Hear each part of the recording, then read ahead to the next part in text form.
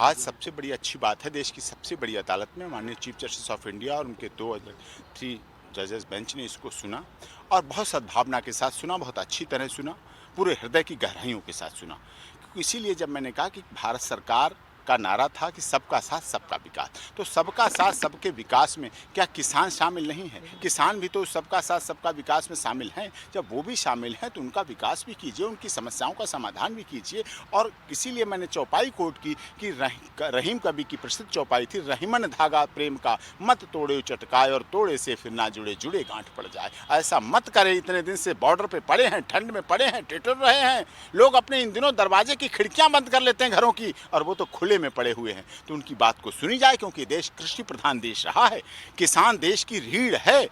ये देश multinational company प्रधान नहीं रहा है, इसलिए मल्टीनेशनल कंपनियों की दया पर इस देश के किसान को छोड़ा नहीं जा सकता। उन्हें इस आधार पर नहीं छोड़ा जा सकता कि मल्टीनेशनल कंपनियां जैसा चाहे वैसा करें। उनके साथ हित होगा, उनके लिए कानून बनेगा। जब किसान कह रहा है ये कानून गलत है, काला कानून है, तो सरकार कह रही है लड्डू है, सर किसान कह रहे लड्डू जहरीला है, तो उसमें समाधान निकालिए, मन की बात कीजिए। प्रधानमंत्री जी, सबके साथ सबका विकास में इस देश को भी शामिल कीजिए। और दूसरी बात, सुप्रीम कोर्ट ने सबसे बड़ी बात कही कि हम आंदोलन जो शांतिपूर्वक आंदोलन हो रहे हैं, हम उनको हटाने की बात नहीं करेंगे, कहीं जाने की बात नहीं करेंगे। उन्होंने माना कि दिल्ली व्यवस्थित हुई है, दिल्ली में परेशानियां पैदा हुई हैं, लेकिन उन्होंने ये भी कहा डेमोक्रेसी में उनका राइट है, कॉन्स्टिट्यूशनल राइट है। इस राइट को भी हम अब उन्हें मना नहीं करते, डिनाई नहीं कर सकते हैं।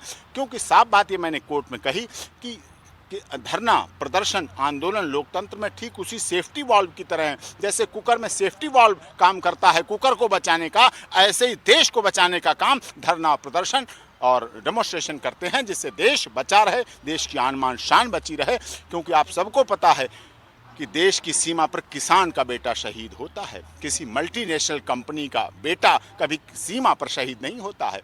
मल्टीनेशनल कंपनी के बेटे की कभी उनके फैक्ट्री और ऑफिस में मूर्ति नहीं लगती। किसानों के बेटों की मूर्तियां उनके खेतों में लगती हैं, समाधियां वहां लगती हैं, वहीं खड़ी होती हैं, वहीं देखते हैं। और किसान से अधिक देश की आन मान शान करने वाला कोई नहीं है। अगर किसान को कोई आतंकवादी कहता है तो गलत है, देशद्रोही कहता तो सबसे बड़ा वही देशद्रोही है जो कहता है। किसान देश की आन मान शान की रक्षा के लिए सदैव तत्पर रहा, सदैव समर्पित रहा है। और हमने ये भी कहा कि आंदोलन के लिए कोई आप जगह दिल्ली दें, उन्हें रामलीला मैदान या कोई जगह दें, विस्तृत जगह दें, वहाँ बैठे वो प्रदर्शन करें, और वहाँ माननीय प्रधानमंत्री जी पहुँचें, कृषि मंत्री जी पहुँचें और खुले मन से बात करें।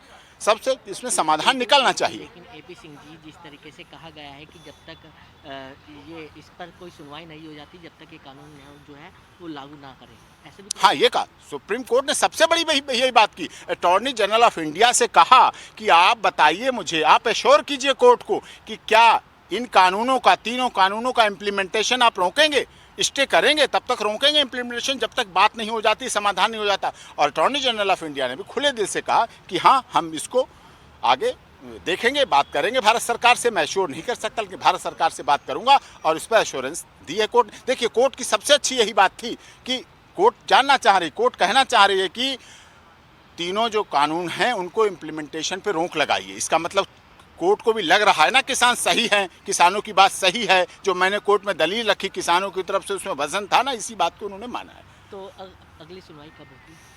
अगली सुनवाई मैं समझता हूँ कोर्ट जैसा चाह रही थी, क्योंकि छुट्टियां भी आ रही हैं, विंटर वेकेशन है, तो इन सबको बात नजर हो सकता है विंटर वेकेशन में स्पेशल कोर्ट कंस्टिट्यूट हो बेंच और इसको सुनवाई करे।